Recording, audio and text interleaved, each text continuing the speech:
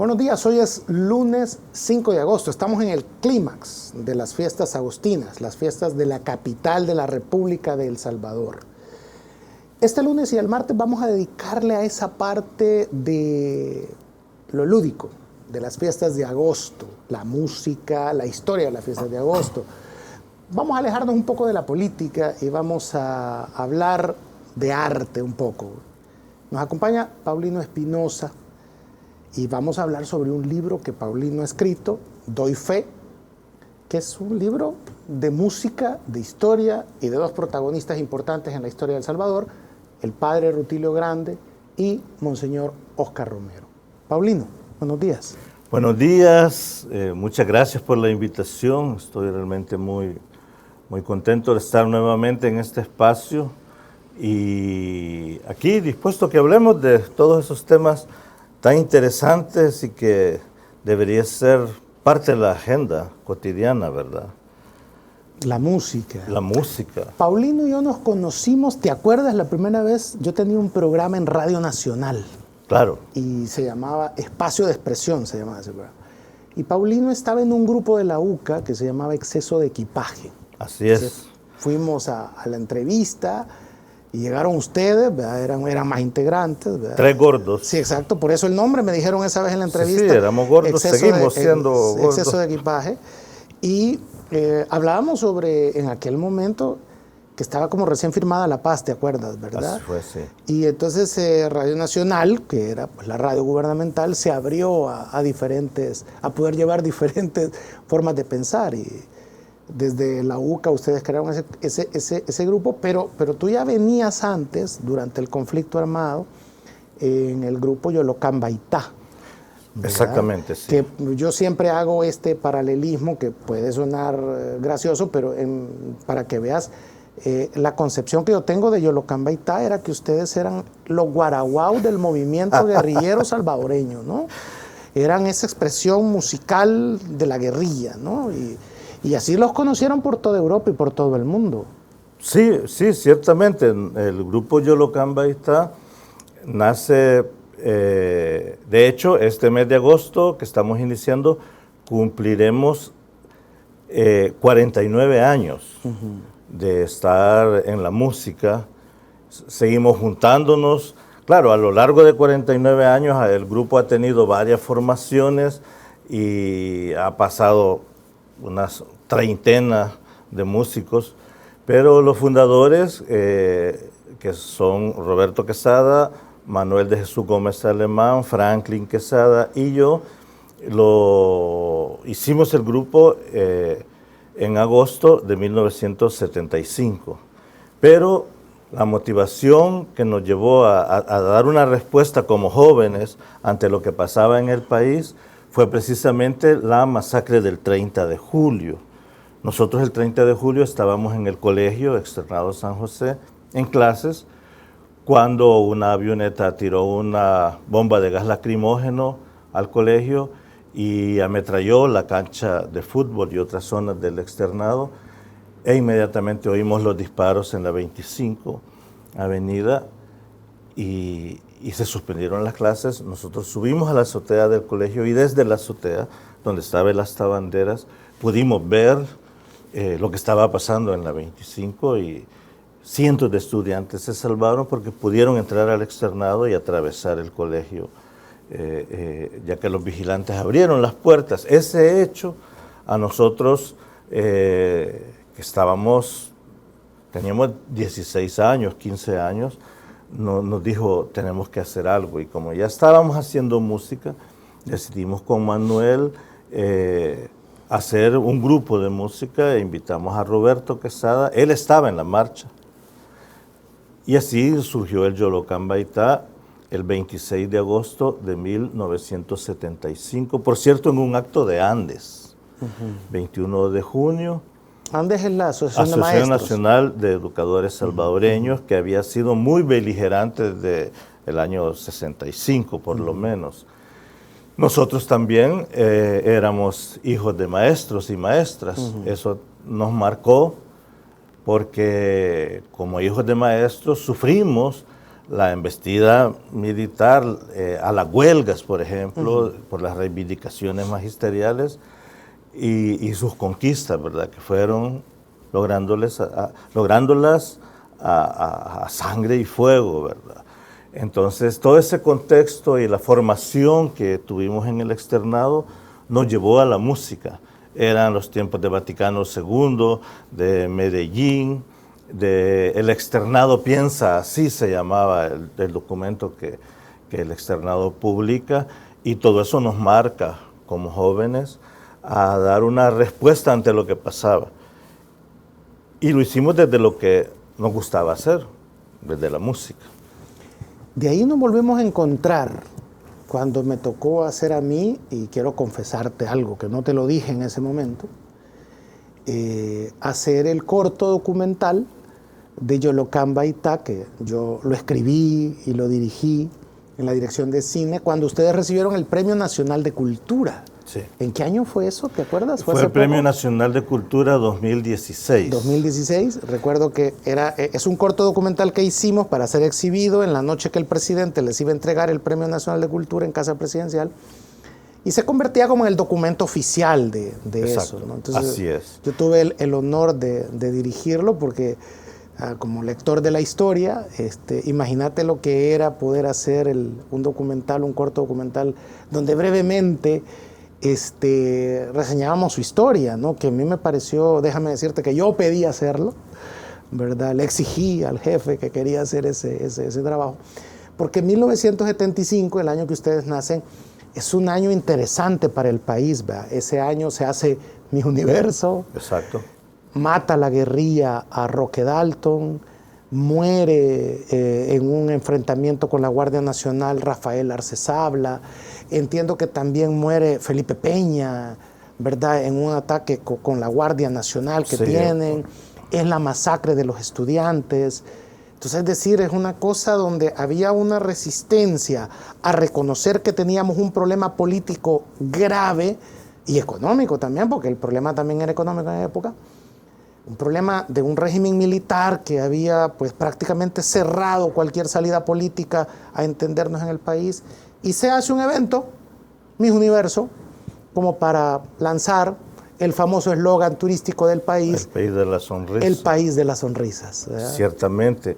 Y quiero aprovechar estas cámaras para agradecerte especialmente porque no solo hiciste el video, no solo cumpliste con tu trabajo que tenías que cumplir, era tu trabajo formal, ¿verdad?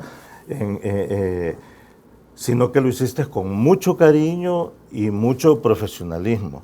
Yo, cuando la gente me pregunta por ese video, lo menos que digo de vos es que sos un verdadero caballero. Nos trataste a la altura, ¿verdad? Con el Yolocamba Itá hicimos giras por 33 países, hicimos más de 1000 ciudades, y créeme que vos nos hayas recibido de esa manera y te hayas comprometido, para nosotros fue el mejor regalo que pudimos haber tenido, porque era un reconocimiento de la gente misma.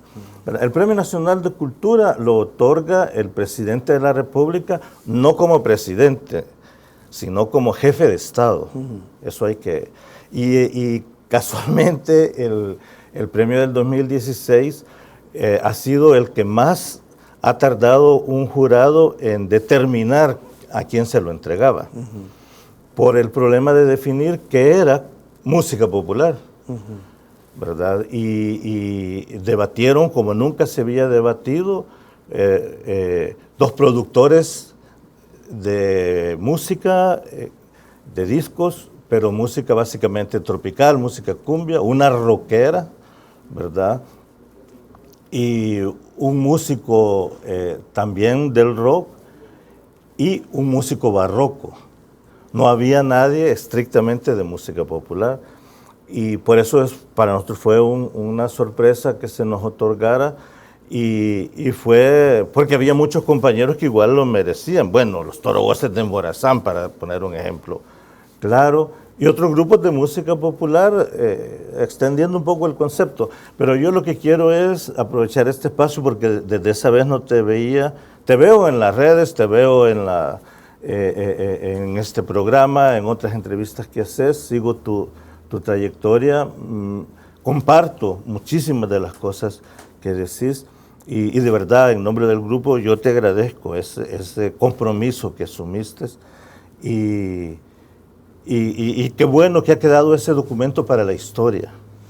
Pueden verlo en YouTube, pueden buscarlo como Yolocamba Itá, Premio Nacional de Cultura 2016, y ahí es un corto documental, dura como 15 minutos, algo así creo, porque tiene que ser corto, y entonces lo hicimos. En ese contexto de la música popular es que escribes Doy Fe.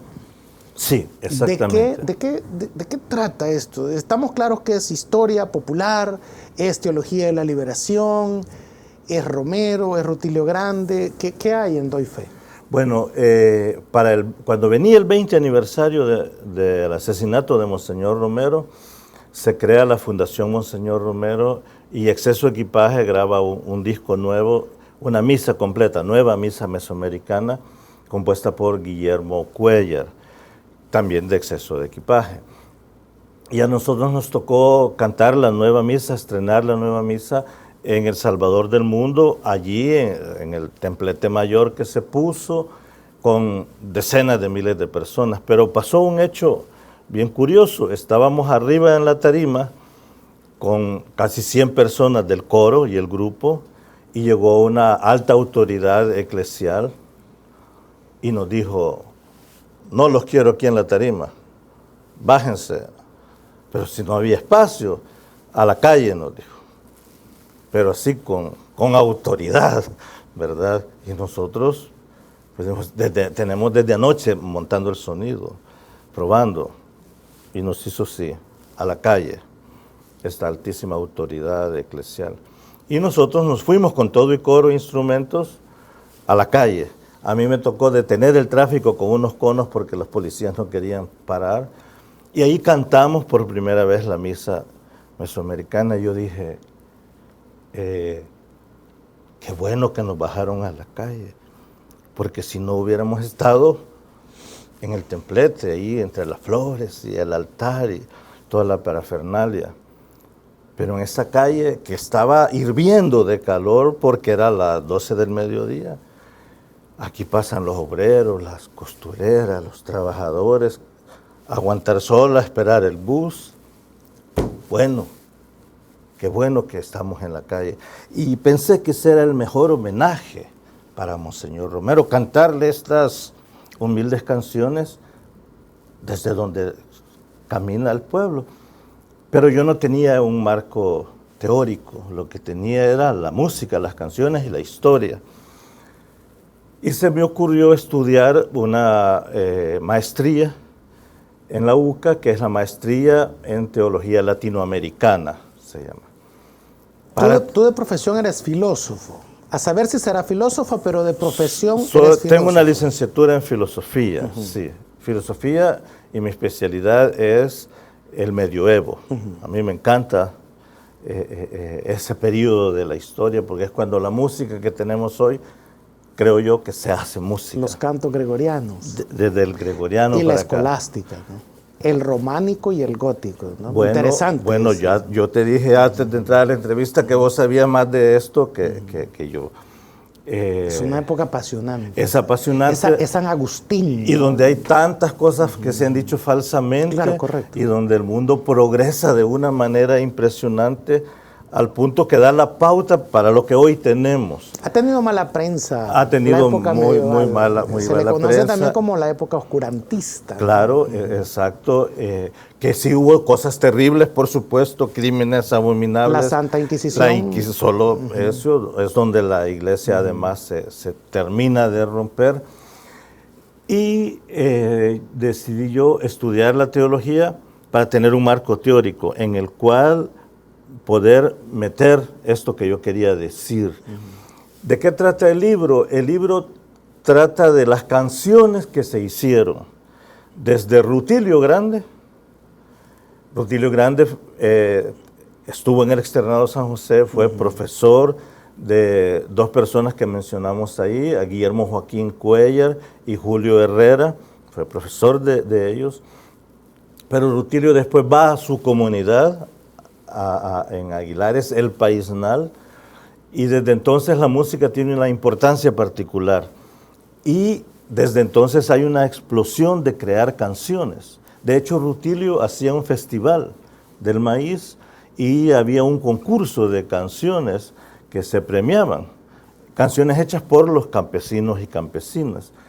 Desde ese origen hasta este momento, yo decidí ver qué había en la canción y hacer un análisis, en este caso teológico, porque esa fue mi tesis de maestría en la UCA. Pero después de graduarme de la maestría, yo sentí que debía dar un paso mayor. En la tesis yo analicé 41 canciones. En el libro hay 70 canciones.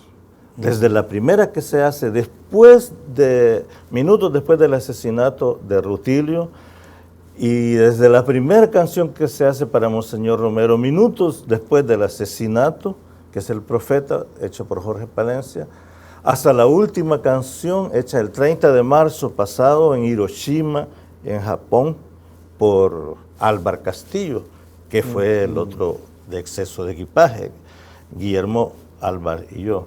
Pues la última canción se compuso en Hiroshima y esas 70 canciones yo las agrupé en 7 capítulos, porque has de recordar aquel pasaje, ¿verdad? ¿Hasta cuánto debo perdonar? 7 veces, hasta 70 veces 7, es decir, infinitamente. El perdón es algo fundamental para que la sociedad se pueda enfrentar a sus desafíos de seguir adelante. Y por eso el libro se llama Doy Fe. No, en primer lugar, no por el sentido religioso que tiene esto, sino el sentido jurídico. Si me prestas el libro, yo me considero un ciudadano nada más, pero también un testigo. Si alguien me pregunta, ¿y vos qué sos? Yo soy un testigo. Por eso el libro inicia diciendo, de Mateo 21-24, este es el discípulo que da testimonio de estas cosas y las escribió. Porque no solo hay que dar testimonio, hay que escribir lo que pasó. Entonces analizo 70 canciones que va desde la música popular, como la nuestra que hicimos, hasta el hip hop, el rock latino, música... la salsa. Salsa, sí, hay una canción de Lilo González que es perfectamente una salsa con una orquesta, orquesta como la de Celia Cruz, pues Lilo González es un migrante que vive en Washington, gran compositor.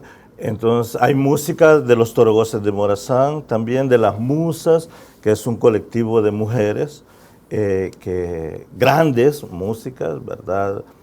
Académicas, aunque hacen música popular.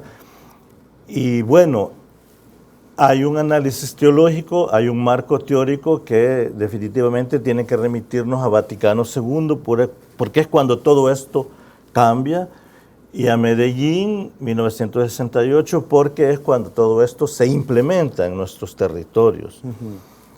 Fíjate que Vaticano II da un mandato. Estamos hablando de eso que se conoce como teología de la liberación, ¿no? Teología de la liberación. O la iglesia popular. La iglesia popular, exacto. La teología de la liberación surge en América Latina, para no hacer larga la historia, a finales de los años 60.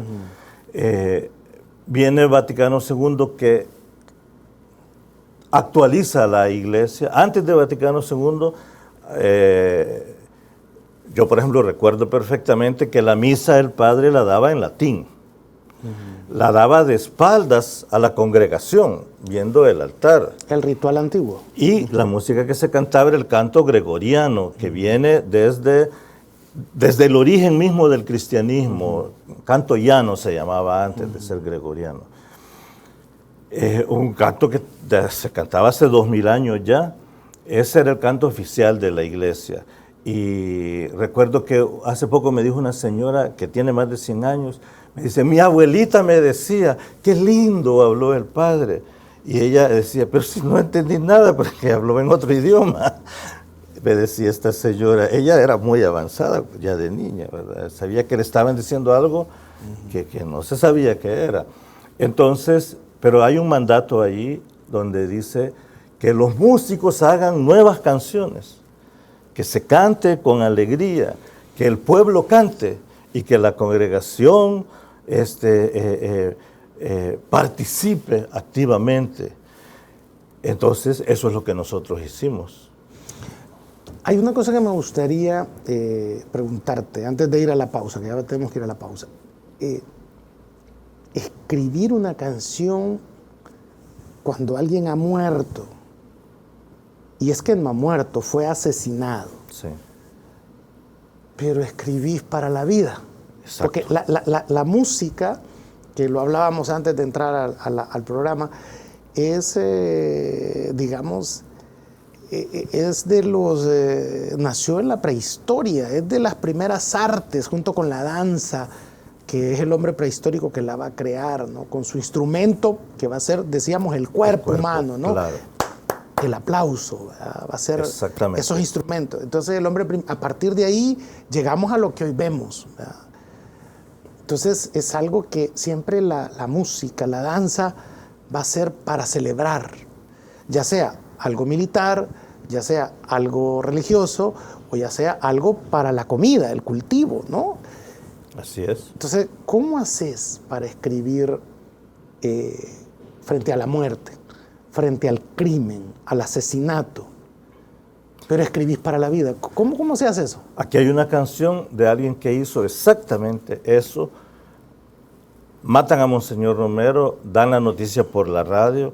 Fíjate que es curioso, eso nadie lo ha investigado. La YSKE le dio la noticia del asesinato segundos antes del asesinato. Es curioso cómo ellos se adelantaron a la noticia. Pero un compañero, Jorge Palencia, el viejo le decimos, él era seminarista.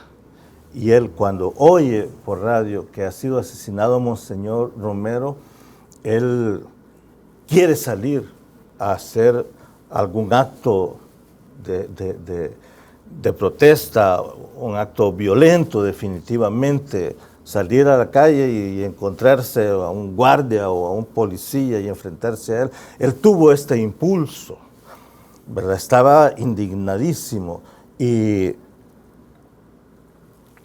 él me contó que él giró y vio su guitarra. Tomó la guitarra y se le vino a la mente las palabras de su mamá cuando él era niño. Y él tenía bien claro que su mamá le explicaba que era un profeta. Entonces, un profeta es un hombre que va por el mundo dando a conocer la buena nueva del reino, pero denunciando el pecado, denunciando las estructuras de injusticia, alertando sobre el engaño estructural en la sociedad. Y así nace esa hermosa canción que ganó popularidad gracias a que fue grabada por el grupo Yolo Cambaitá. En ese momento yo no estaba en el grupo, ya me habías retirado, pero lo graban. Y esa canción ahorita es una de las canciones más cantadas en El Salvador para Monseñor Romero, el profeta. Él transformó en un hecho cultural algo que era una tragedia humana, el asesinato de nuestro pastor, lo convierte en un hecho cultural y ahora esa es una canción que está en el corazón de la gente. Vamos a ir a una pausa, seguimos después con interesante sobre esa figura, de esa figura popular de Romero. Estamos en plena fiesta agostina y de seguro usted se estará preguntando, bueno, qué lástima que no pude hacer el viaje que había pensado, pero si está preparando su próximo viaje, Triviajo es tu mejor aliado. Más que una agencia de viajes, somos tus asesores. Tenemos más de 25 años de estar en la industria y eso nos permite ayudar a planificar y diseñar tu próximo viaje. Te acompañamos en todo tu destino para que disfrutes al máximo tu experiencia de viajar con seguridad y con las mejores tarifas. Búscanos en nuestras redes sociales, WhatsApp 68 31 67 38, en Facebook Triviajo, en Instagram Triviajo Sesiones y en la web triviajo.com. Triviajo, tu mejor aliado. Vamos a una pausa y regresamos. Ya regresa Encuentro con Julio Villagrán. Estás viendo Encuentro con Julio Villagrán. Estamos de regreso, pero antes de continuar con Paulino Espinosa, quiero recordarles que Frío Frío y Asociados, mantenimiento de aire acondicionado preventivo y correctivo y venta y reparación de todo tipo de aire acondicionado, tiene sus servicios a disponibilidad de todos ustedes en toda la República. Escríbales al WhatsApp 7620-5254 o comuníquese con ellos al 2296-1920. Frío Frío y Asociados. Paulino, hay algo interesante en la figura de Romero. Como tú sabes, es de San Miguel, bueno, es de Ciudad Barrio, San Miguel. Yo soy de San Miguel y él estuvo de administrador de la Catedral de San Miguel. Vivió, quienes quieran visitar el Seminario Menor San Miguel Arcángel en San Miguel, ahí está el cuarto donde él dormía y también hay un modesto museo sobre algunos elementos que él usó vivió en San Miguel. Él salía de esa casa, que está en una esquina, iba a la iglesia El Rosario o Santo Domingo en la época colonial, salía a la iglesia San Francisco y después regresaba a Catedral. Nadie podía imaginar que ese recorrido que él hacía casi a diario hoy podría ser una procesión, por ejemplo, ¿no? Una procesión que puede salir para marzo, para cuando lo matan o para cuando lo asesinan, por ejemplo, ¿no? Interesante en marzo porque a veces cae la fecha de su crimen en Semana Santa, por ejemplo. Es interesante, ¿no? Y eso le da un gran valor, si tú quieres, turístico, religioso, ¿verdad?, a la ciudad. O sea, el Vía Crucis, muchos no saben que el Vía Crucis, que la ruta que tenemos hoy, el Vía Crucis del Viernes Santo en San Miguel, la ideó Monseñor Romero y se sigue manteniendo igual. Hay una anécdota que mi papá me contaba porque la parte del Vía Crucis donde la Verónica busca a Jesús para limpiarle el rostro, que se recrea, tú sabes, en los Vía Crucis católicos, se hacía frente al restaurante de nosotros, es decir, frente al Parque Guzmán. Mi papá decía que Romero lo hacía a propósito de hacerlo ahí, porque Romero, supervisando el Vía Crucis, se iba a poner en las gradas de Leóndor, del restaurante de nosotros, y mi papá obviamente salía y le daba el espumoso, del cual Romero era fanático, le gustaba el espumoso, que es leche, entonces es un milkshake con canela, que era muy popular, que eso hizo muy popular al restaurante de mi padre. Y mientras se estaba tomando el espumoso, pues pasaba el encuentro de la Verónica, que lo hallaba, que lo buscaba. Y una vez que se terminaba el espumoso, pues ya se continuaba la estación, la quinta estación, la que se hacía en el restaurante de nosotros. También ahí era la quinta estación. Entonces, la amistad entre mi papá y Romero era interesante porque también hay mucha gente que no sabe que quien comenzó a dar el catecismo para hacer la primera comunión fue Romero en la catedral. Y aunque muchos les dé risa, ahí hice yo mi primera comunión también, y aunque muchos lo pongan en duda. Yo hice la primera comunión en ese grupo. Obviamente Romero ya no estaba, pero yo hice la comunión en ese grupo que él crea. Y él tenía una tradición. Los domingos, después de la lección del catecismo, se iba al teatro, se llevaba a los niños, a todo el grupo, y mi papá los metía a lo que se llamaba galería, que era la tercera planta del teatro, a ver películas, que era la matiné del domingo. Entonces, Romero incluso va a bautizar a una de mis hermanas. Y muchos ignoran, por ejemplo, que que era fanático de la fotografía también, tenía una colección, una vez hablando con su hermano, con Gaspar, me enseñó una colección de fotografías, que él tenía una cámara y tomaba fotos. Lo cual te digo, para uno que hace documentales es interesante esa figura, la mirada del santo, ¿no? Le llamé yo a esa colección, que incluso Santiago la tiene en el Museo de la Palabra y la Imagen, bueno. también tiene toda una colección importante que él deja en la Divina Providencia y que se la llevan las dos señoras que lo asistían, ¿verdad? Y que con el tiempo se las dan a Santiago para que pueda, pues, eso guardarse y cuidarse. Entonces, pero Romero también escribía música. Sí, tocaba flauta. Ajá. Esa parte es extraña y esa es la que tú también abordas. Sí. No sé si puedes leernos la letra de la música de Romero que él escribió, si la tienes ahí en la canción, no sé si la has incluido. O contarnos esa historia de esa canción que les pide a ustedes que escriban, sí, y que canten. Sí, bueno, Guillermo Cuéllar trabajó 3 años con Monseñor Romero en la pastoral juvenil. Y Guillermo tenía su propio grupo de música. Él después integró el Yolo Cambaita, pero en esa época era el sembrador. Y muchas veces Monseñor Romero se encontraba con grupos de música. De hecho, los 5 de agosto, como hoy, él siempre fue a la comunidad del Paraíso, que está entre la colonia Libertad y el Ricaldone. Esa era una comunidad, como una comunidad marginal de esos años, pero hecha por autogestión. La gente construía sus propias casas y se las repartían entre ellos mismos. Y Monseñor Romero llegaba a esta comunidad, El Paraíso, cada 5 de agosto. Casualmente, cada vez que llegó, nosotros estábamos tocando. Y debo decir que no nos caía muy bien, porque nosotros estábamos en el escenario, con la gente cantando, y aparecía Monseñor Romero caminando por allá, entonces éramos los primeros en verlo.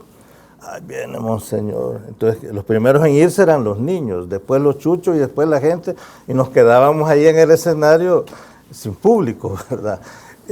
Guillermo hacía lo mismo en su comunidad, pero como trabajaba con él, una vez Monseñor Romero se lo encuentra en un pasillo y se cruza así. Guillermo había estado cantando, Monseñor había llegado a la comunidad y él estaba cantando El Cristo de Palacahuina, de Carlos Mejía Godoy. Y entonces le dijo Monseñor Romero en este cruce, no me gusta esa canción de Palacahuina, pero así, enérgico. Y entonces Guillermo se cortó, ¿verdad? Guillermo tenía 23, 24 años. Y varias veces le dijo, no me gusta esa canción. Y de repente se lo encuentra y le dice, quiero que hagamos un himno para nuestro Divino Salvador para el 6 de agosto, que es mañana. Ojalá que se cante mañana. Pero Guillermo no le hizo caso, ¿verdad? Guillermo le desobedeció 2 veces a 2 santos. Por eso yo le hago bullying, se dice ahora, porque sí, le desobedeciste a Rutilio y le desobedeciste a Romero. Porque dijo, no voy a hacer la canción, ya me regañó porque hizo Palacahuina, saber qué va a decir si le llevo una canción. Pero un buen día se lo vuelve a cruzar y le dijo igual, no me gusta esa canción de Palacahuina porque dice una tal María. Monseñor era súper mariano. María no era una tal, era la Madre de Dios. Entonces ya Guillermo respiró, dijo, bueno, no es por cuestión política, que no está de acuerdo con la canción, sino por algo. Entonces decide hacer la canción El Gloria. Se la entrega a Monseñor Romero. Monseñor Romero fue asesinado el 23, se la entregó el viernes 21. Y Guillermo no supo qué había pasado con la canción. Monseñor nunca la oyó cantada, pero en la última homilía que se conoce de Monseñor Romero, ¿que es la del domingo? Que es la del domingo, así ¿Domingo 23? Domingo 23, es cuando él dice, le ordena y les pide y le ruega al ejército no disparar, no matar al hermano, ¿verdad? Desobedecer una orden que manda a matar, una orden injusta. El ejército y la policía están obligados a desobedecer esa orden. Y después lee esta canción y dice, un amigo y poeta ha hecho un bonito himno. Leámosla, por favor, Paulino. dice, vibran los cantos explosivos de alegría. Voy a reunirme con mi pueblo en catedral. Miles de voces nos unimos este día para cantar en nuestra fiesta patronal. Gloria al Señor, gloria al Señor, gloria al patrón de nuestra tierra, El Salvador. No hay redención de otro Señor, solo un patrón, nuestro divino Salvador. Por ser el justo y defensor del oprimido, porque nos amas y nos quieres de verdad, venimos hoy todo tu pueblo decidido a proclamar nuestro valor y dignidad. Ahora, Señor, podrás ser tú glorificado, tal como antes allá en el monte Tabor, cuando tú veas a este pueblo transformado y haya vida y libertad en El Salvador. Y dice Monseñor Romero, las últimas estrofas son muy bonitas, dice, pero los dioses del poder y del dinero se oponen a que haya transfiguración. Por eso ahora vos sos, Señor, el primero en levantar tu brazo contra la opresión. Y el pueblo le aplaude. Eso está grabado, ¿verdad? Pero los dioses del poder y del dinero se oponen a que haya transfiguración. Y estas palabras tan bellamente escritas en este poema por Guillermo dan paso a su asesinato el día 24 de marzo. Al día siguiente. Al día siguiente. Paulino, voy a pedirte que filosofemos un rato. Y guíanos tú. ¿Qué es la transfiguración? Bueno, la transfiguración, nosotros vemos en las fiestas de agosto, ¿verdad? Cuando el colocho le decimos, ¿verdad? Baja vestido. Cambia de ropaje. Cambia de ropaje. Entonces, todos estamos llamados. Sale de blanco, ¿no? Todos estamos llamados a transfigurarnos, a ser otros. Yo digo a sacar lo mejor de nosotros mismos, ¿verdad? Fíjate que yo tengo una tesis de que Monseñor Romero fue lo que fue. Yo no creo en ese cambio que dicen que él se transformó, que era un hombre conservador, hasta de derecha. Pero te quiero decir algo, es que fíjate que en San Miguel, sí, de alguna manera, si me preguntas a mí como antropólogo, era amigo de mi papá era gobiernista, ¿te acuerdas que era como una línea que se usaba en esa época? Sí, sí.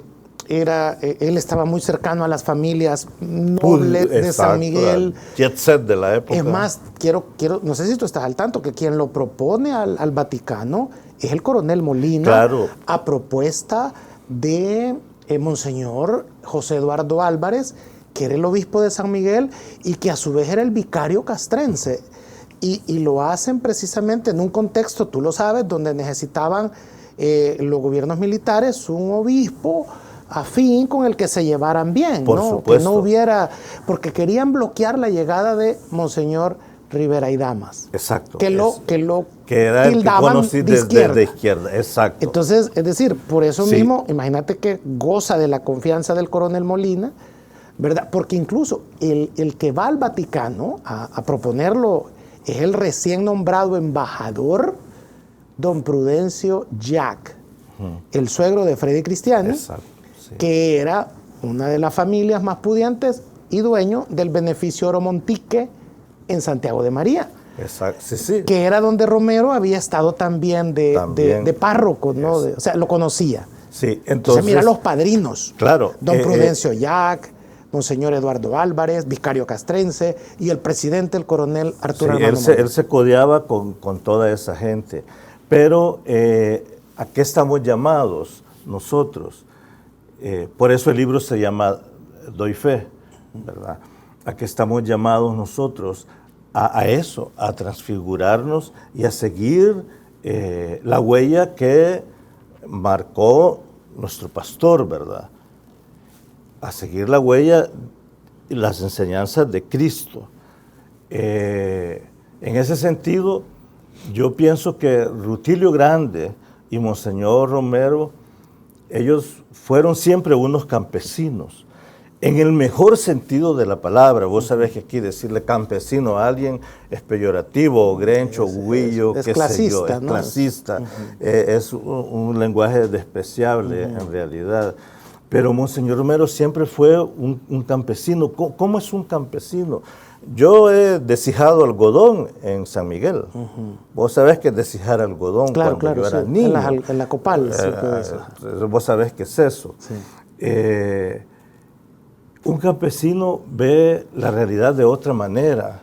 Es un hombre muy sabio, sabe cómo se mueven las estrellas, cómo se mueve el agua en los ríos, sabe qué planta podés comer y no te envenenas o más bien es medicinal.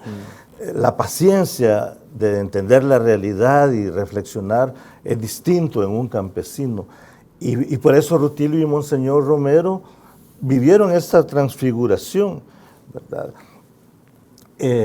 Casualmente, mi nana, Blanca Galdames, era prima de Monseñor Romero. Yo supe de él, del padre Romero, cuando yo era un niño, por supuesto que no tenía ni idea de quién era. Entonces tenemos ahí un vínculo, porque mi familia también viene de Oriente. De Oriente, viene de la Unión. Entonces, la transfiguración supone que nosotros debemos de reflexionar ante la realidad, eso es lo que nos propone la teología latinoamericana, y asumir un compromiso con la realidad. Ella Curie decía, hacerse cargo de la realidad, ¿verdad? Y eso, si ustedes leen el libro, es como un hilo conductor. El libro lo que muestra es la realidad que vivimos nosotros siendo muy jóvenes. Yo ahora tengo 65 años, yo tenía 15 años cuando empecé con el grupo Yolocán Baitá.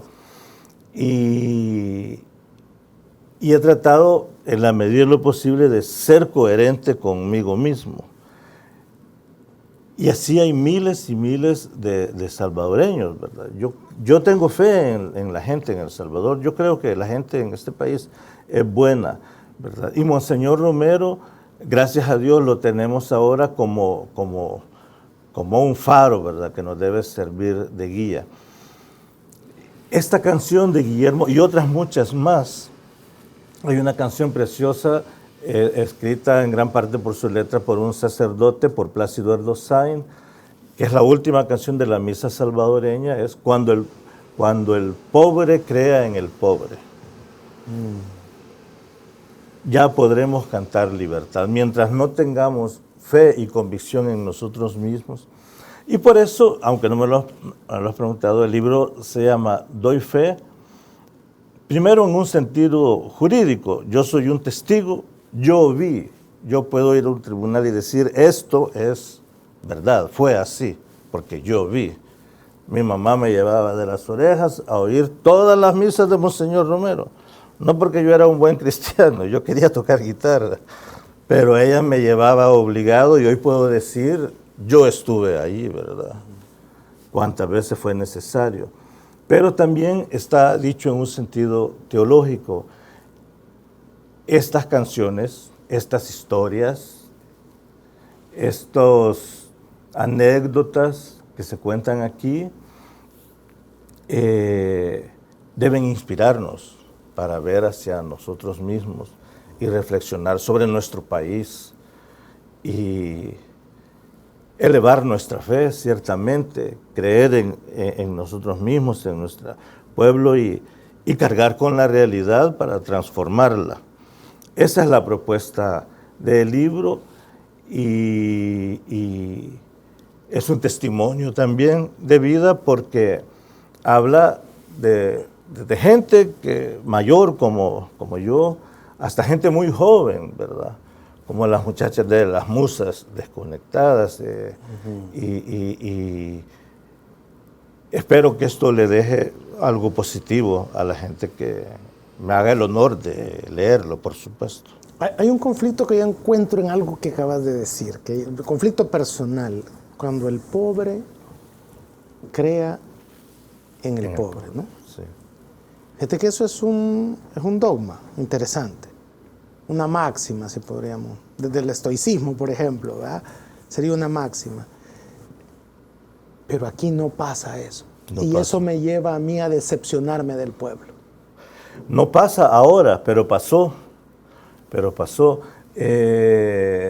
Pasó en los 70. Pasó en los 70.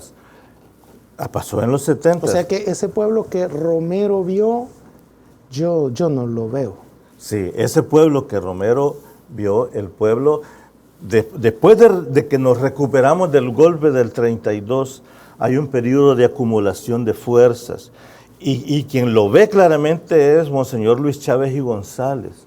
De Monseñor Luis Chávez y González se habla poco, pero él, en mi opinión, es el gran visionario, ¿verdad? Que supo entender lo que se estaba gestando. Y eso nos lleva a un periodo de acumulación de fuerzas de casi 15 años, pero sobre todo del año 70 al 80, que es cuando estalla la guerra. La solidaridad entre el pueblo, la organización. Te voy a poner solo un pequeño ejemplo. Hubo una marcha aquí en San Salvador a la que vinieron 40,000 campesinos, contados uno por uno con nombre propio, por FECAS y UTC. Apolinario Serrano se llamaba el dirigente. Esos 40,000 personas que vinieron a marchar a San Salvador y que iban a entrar por el sur, sabían, ¿verdad?, que había un plan para esa actividad de protesta. Y eso sabían que iba a haber un gordo en una esquina con una camisa amarilla leyendo el periódico. Si pasaban por ahí y estaba leyendo el periódico, era que el plan continuaba. Pero si este gordito tenía el periódico enrollado aquí, quiere decir que se cancelaba la acción. Esos miles y miles y miles de personas sabían ese detalle. Y yo sé porque el gordo era yo. Sí, que me tocó estar ahí 4 horas bajo el sol, y mientras yo no tuviera otra instrucción, yo estaba leyendo el periódico. Una organización popular que surgió también como respuesta ante la dureza de la represión que se estaba viviendo en El Salvador. Hay que conocer la historia, ¿verdad? Para no repetirla, se suele decir, pero en esa historia hay cosas maravillosas de solidaridad, de fraternidad, de vivir la fe. Yo te decía al principio, a Rutilio Grande en Aguilares decía, la comunidad se puede reunir para accionar como comunidad, pero puede no haber sillas, puede no haber un techo, debajo de un palo se puede hacer, y si no hay un palo, pues en el suelo. Si no hay agua, si no hay refrigerio, no importa, la comunidad se reúne. Lo que no puede faltar es la Biblia, la palabra de Dios, y el cancionero. Así empezó esto de la música. Rutilio Grande fue el primero que hizo un cancionero, que después Monseñor Romero lo adopta para toda la arquidiócesis. Y hay un tercer cancionero recién salido hace 2 años por las comunidades de La Libertad, Santa Tecla, fíjate. Entonces, este es un pequeño aporte mío para la historia. Se llama Doy Fe. Y bueno, trato de contribuir a que sigamos siendo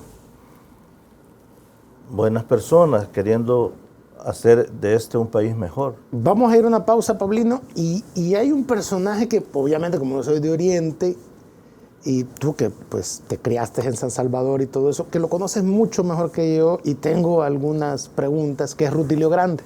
Claro. Entonces, vamos a ir a la pausa y demos una repasada de ese cancionero, de esa influencia en la música, y la misma influencia que se dice que tuvo sobre esa transfiguración de Romero, ¿no? Sí. Ante su asesinato. Pero antes, déjenme recordarles que precisamente ahorita que estamos en el clímax de la vacación, usted puede hablarle al famoso Kevin Méndez para rentarle un vehículo e irse hoy y mañana, que es asueto, por todo El Salvador. Puede ir a la playa, puede ir a la montaña, puede venirse a San Salvador también, a la procesión, a visitar el centro histórico, a ver las alfombras, a ver esa famosa tradición de la capital. Vamos a una pausa y cuando regresamos continuamos con Doy Fe, el libro escrito por Paulino Espinosa. Ya regresa Encuentro con Julio Villagrán. Estás viendo Encuentro con Julio Villagrán. Regresamos ya en la parte final del programa de este día, lunes 5 de agosto. Paulino, Rutilio Grande también es un personaje quizás más conocido en el centro, en la capital, ¿verdad? Y se hace famoso, si tú quieres, a raíz de su asesinato. Y más allá de las circunstancias que en todo este proceso de beatificación las hemos ido conociendo, las haciendas que estaban alrededor de donde la hacía, los dueños de estas haciendas que se sentían afectados por su pastoral, por su discurso en sus homilías.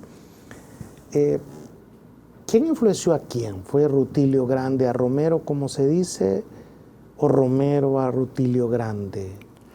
Bueno, ¿Cómo es esa relación? Yo creo que es una relación en dos vías, porque ciertamente Monseñor Romero era un hombre de una mentalidad conservadora y Rutilio era un jesuita, y los jesuitas estaban en ese momento a la vanguardia de los cambios con la teología de la liberación, por decirlo de alguna manera.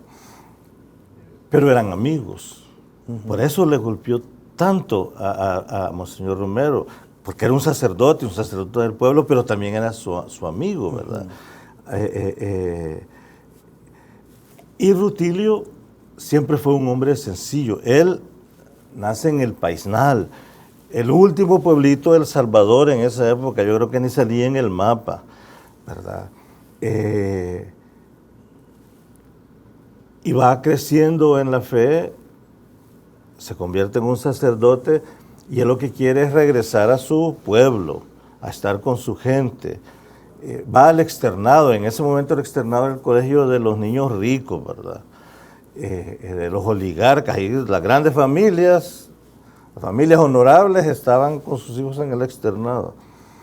Y creo que Rutilio pues quería estar con su gente, y cuando él llega a Aguilares se da cuenta de una realidad que él ya había visto. Aguilares son tierras hasta hoy infinitamente ricas, muy productivas. Uno pasa por Aguilares y ve los grandes cañales todavía, pero la gente sembraba en las piedras. La gente comía, lo poco que comían lo cultivaban en las peores tierras del lugar. Fíjate que había una canción que nosotros cantamos, que aprendimos de los campesinos, que decía en esa época: nosotros lo que exigimos es salario de 11 colones, y también lo que exigimos arroz, tortilla y frijoles. Para que un campesino exija como lucha reivindicativa, quiero arroz, tortilla y frijoles, es porque menos de eso es morirte. Sí, y eso es lo que ellos pedían, y por eso los ametrallaban. Por eso Rutilio va con su pueblo, va con su gente, y se transforma él también, ¿verdad? Él empieza a analizar la realidad, pero con el lenguaje del pueblo. Por ejemplo, para explicar el Cordero de Dios sacrificado, él no menciona un cordero, porque nosotros vemos al cordero sacrificado y hasta lo vemos bonito, ¿verdad? Un cordero es bonito. Y él dice, no, esto es como una res, ¿verdad? Vos sos el destazado en la cruz, dice una canción, basada en una homilía de Rutilio, ¿verdad? Masacrado por los poderosos. Claro, una res destazada no es bonito, ¿sí? Pero eso es lo que pasaba en El Salvador. ¿Tú has visto cómo matan a las reses en el... Sí, mueren desangrados, ¿verdad? Mueren desangrados, sí. No sé si será correcto, la yugular, sí. le clavan ahí le meten una puya. Sí, exacto, Sí, un cuchillo grande. Exacto. Y muere desangrado. Y entonces, también Rutilio... Amarrado de las 4 patas. Exacto. Para que no pueda es que eso es lo que hacen con Cristo, con el Cordero destazado. Para poder los romanos matar a Cristo, tenían que quitarle toda su condición de humanidad, la otredad, correcto, ¿verdad? Sí.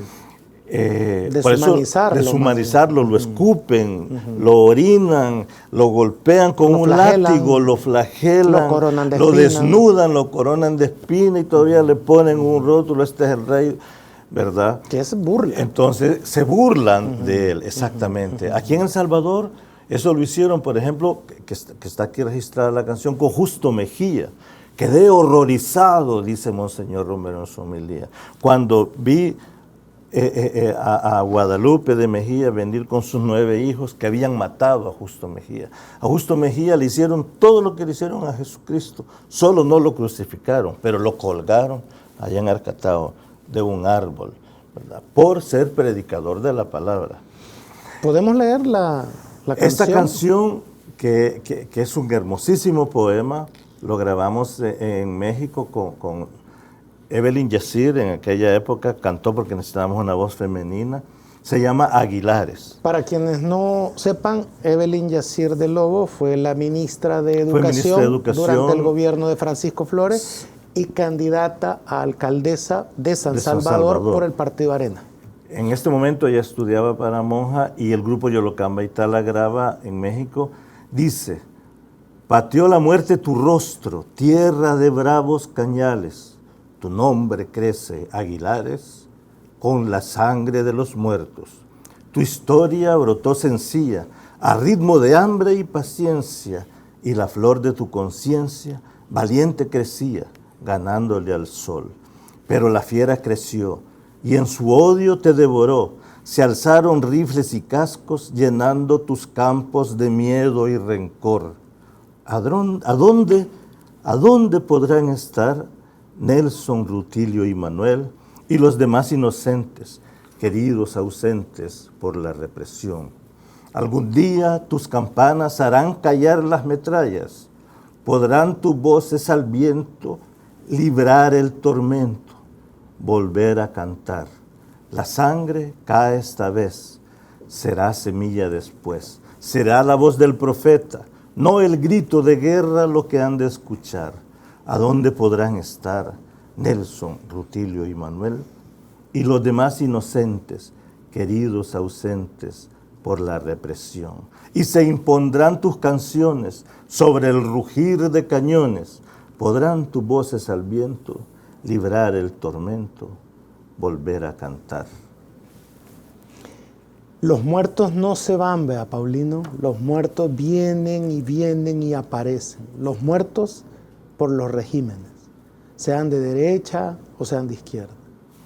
Los muertos, como dijo Ali Primera, quienes mueren por la vida no pueden llamarse muertos. Y vos como antropólogo cultural sabes muy bien que cada cultura tiene una forma de ver a sus muertos, de venerarlos y de mantenerlos vivos. De rememorarlos. De rememorarlos. Este libro también trata un poco eso, ¿verdad? De mantener vivo a quienes nos antecedieron. Ojalá que lo puedan buscar. ¿Dónde? ¿Amazon? ¿Qué librería? Entiendo que también trae música tu libro, es decir, sí, trae un QR. Trae un QR para irse al sitio de donde web. Ustedes con un teléfono cualquiera que esté conectado a internet, pues enfocan el QR y ustedes van a poder oír todas las canciones que están contenidas en el libro. Y podrán ir leyendo sus historias y escucharlas de una manera bien fácil, ¿verdad? El libro va a estar en las librerías de la UCA. Por supuesto, este libro es editado por la Universidad Don Bosco, donde yo soy estudiante en este momento, estudio el doctorado en teología. Eres alumno del padre Chopin. He sido su alumno varias veces. Una eminencia el padre, por supuesto, ¿verdad? Y todos los catedráticos que tenemos de la editorial Don Bosco. Yo quiero agradecer especialmente al editor, a Nelson López, quien es una persona extraordinaria como ser humano, pero muy riguroso para la cosa de la edición. Muchas gracias, Nelson. Y se va a poder también comprar en línea, en Amazon seguramente, pero si ustedes buscan en internet, en Facebook, por ejemplo, yo estoy con mi nombre propio, Paulino Espinosa, lo podrán encargar y se les va a mandar también. A través de tu Facebook, Paulino Espinosa. A través de mi Facebook, a cualquier parte del mundo. Se va a presentar el día 16 de agosto en un acto particular para darlo a conocer y luego tengo ya varios compromisos de presentarlo en comunidades. Si alguien quiere que vaya a su comunidad y lo presente, pues también por el Facebook me pueden ubicar y yo con gusto. Voy a estar en Santiago de María, por cierto. En las escuelas, tal vez los maestros se animan a tener una presentación del libro. Como ya estoy retirado... Donde hay bachilleratos en música. Bueno, bachilleratos en música y grupos comunitarios que quieran conocer más, grupos musicales, parroquiales, con gusto. Correcto. Soy un hombre público. Fíjate que voy a agradecerte a vos el que me hayas permitido entrevistarte porque has hecho que me aleje de la política y poder hablar un poco de música. Y de tu fe. Libro. Exactamente. Así es. Gracias por es invitarme. bueno en esta vacación alejarse, desintoxicarse un poco de ese ambiente tan maligno que vive el país en el tema de la política, ¿no? Agradecerte, eso es memoria histórica, ¿vea? A través de la música, ¿vea? Pues me alegra que lo digas vos, porque eso es lo que yo pienso. Es correcto. Sí. Así es que agradecerte, feliz vacación. Gracias y a ver cuándo nos juntamos otra vez. Cuando vos querrás. Tal vez me invitas a la presentación del libro. Por supuesto, no, vos estás en la lista, tener. claro. Perfecto. Que sí. Me gustaría estar ahí. En las presentaciones, hay que llevarlo Claro. a San Miguel también. Claro, podemos ver si se anima ya la UES o alguna universidad a presentar. Estoy en pláticas con la UES. Perfecto, avísame, ya te caigo en San Miguel en la presentación. Un gusto. Y a ustedes, gracias. Mañana vamos a hablar de historia. Vamos a tener al historiador Carlos López Bernal y vamos a hablar sobre la historia, el origen de las fiestas patronales de San Salvador. ¿Por qué las fiestas del Divino Salvador del mundo? ¿Por qué el colocho es colocho? Y también sobre esta tradición, ¿vea? ¿Cuándo es que se implementan las fiestas patronales de San Salvador? Hay muchos migueleños, cuando yo les pregunto, fíjate a propósito de Romero, Romero fue un gran propulsor de la fiesta de agosto en San Miguel. Y organizaba la procesión. Una vez que Romero se fue, dejó de hacerse la procesión del Divino Salvador del Mundo en San Miguel. Siempre existía. Y por eso en la Catedral de San Miguel, en la fachada, está una monumental escultura de hierro del Divino Salvador del Mundo, que pocos migueleños saben eso. Así es que miren para arriba cuando estén frente a la catedral y ahí tenemos una gran imagen del Divino Salvador del Mundo, en una especie de reconocimiento de los migueleños de que también somos de El Salvador, por aquel pleito de que Oriente quería separarse de El Salvador. Los espero mañana para seguir hablando aquí en la entrevista, que por ahora conduzco a Julio Villagrán, que se encuentra en Estados Unidos. Yo soy Marvin Aguilar. Un saludo desde aquí, desde los estudios de TVX en San Salvador. Gracias.